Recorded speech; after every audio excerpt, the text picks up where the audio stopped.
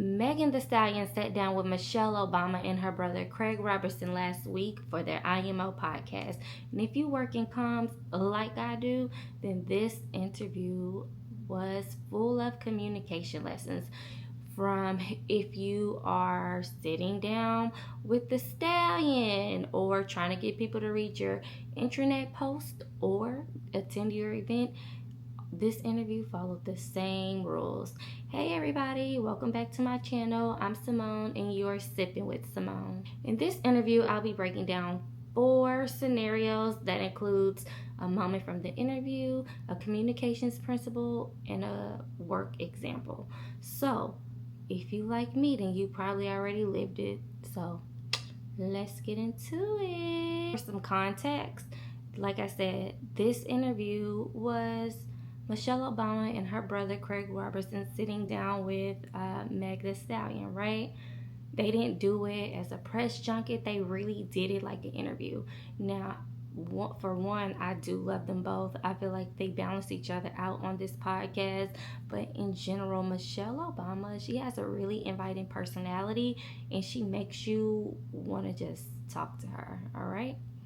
So in this interview, they talked about her grieving process and still having to get back on stage as Meg Thee Stallion.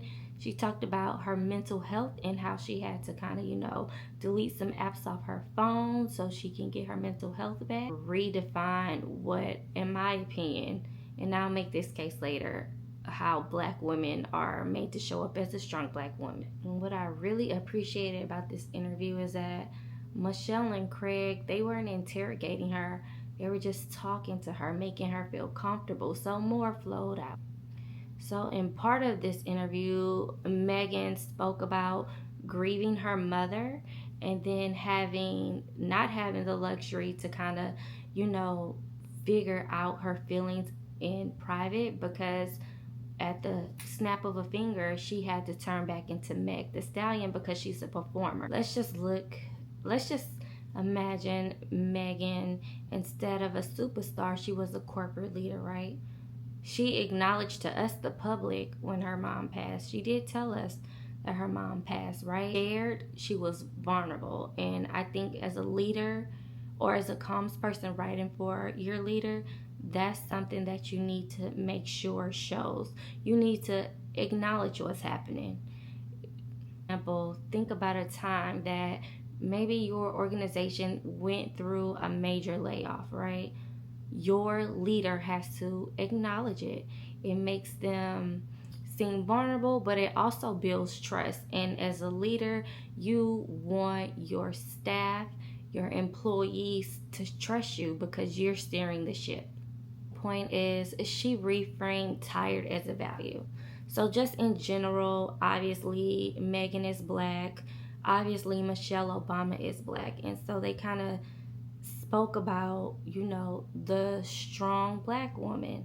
In my opinion, well, not really opinion, but I just feel like black women, they always have to show up as strong. This is a trope. And Michelle Obama let Meg know that she's proud that she's teaching women how to, not accept that narrative. Once Megan, she let us know that she reframed the word. She talked about, instead of saying yes to everything, it's okay to say no. It's okay to take time for yourself. It's just all about being brave enough to admit your true feelings. You don't have to be disrespectful. As an example of taking a word and kind of reframing it. In the interview, again, they took strong to mean stoic, and Megan reframed it. A real life work scenario. Every organization has a list of core values. I mean, some of those values maybe you follow, maybe you don't. But I think that as a comms person, your job is kind of to help your leader reframe this into something more, honest, more vulnerable, so that the employees don't feel stressed out. For example, if your company values, staying late, maybe you set a personal boundary that say, hey, 5 o'clock, I'm off. But I think that, like I said, as a comms person, or for this case, anyone in general, you need to reframe the words so that it works for you. Now, I love this next point, basically boundaries as a channel strategy, right? So in this interview, Megan talked about deleting like Instagram and other apps from her phone because she would go on it and she would read it and she would see the negative things that people say about her. Ultimately decided like she isn't going to go to the places that don't serve her. Why would she get on an app and they just steady trashing her? I'm not going to go into specifics, but in real time, we have watched Megan face a lot of adversity. And me specifically being on X now, formerly Twitter, I see the bashing. And honestly, we can understand why she will remove herself from that situation. Specialist, what I took from this is not every channel deserves your presence, right? So basically, we have all these apps, and yes, everybody wants to be seen on every single platform. But is this platform serving you?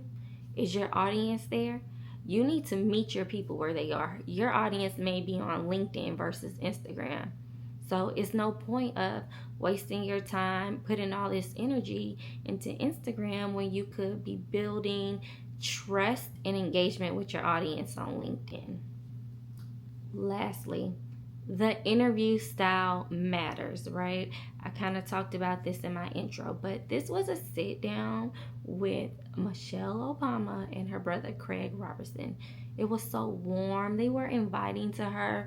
Even I noticed when Megan, it seemed like she was gonna be sad.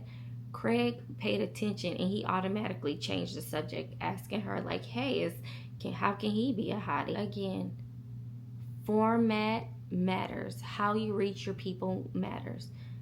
At a company that I used to work for, specifically, we had oil and gas side and we had a retail side. Because everybody was so spread out, every month I would help my VP set up a meeting where he can get feedback from, the frontline workers. It worked well because he was able to meet them where they are, basically on a screen, versus sending out surveys. Surveys don't work for everyone, and not everyone may feel comfortable filling them out. Now, they always say these are anonymous, but sometimes employees don't trust that. So you have to meet your people where they are.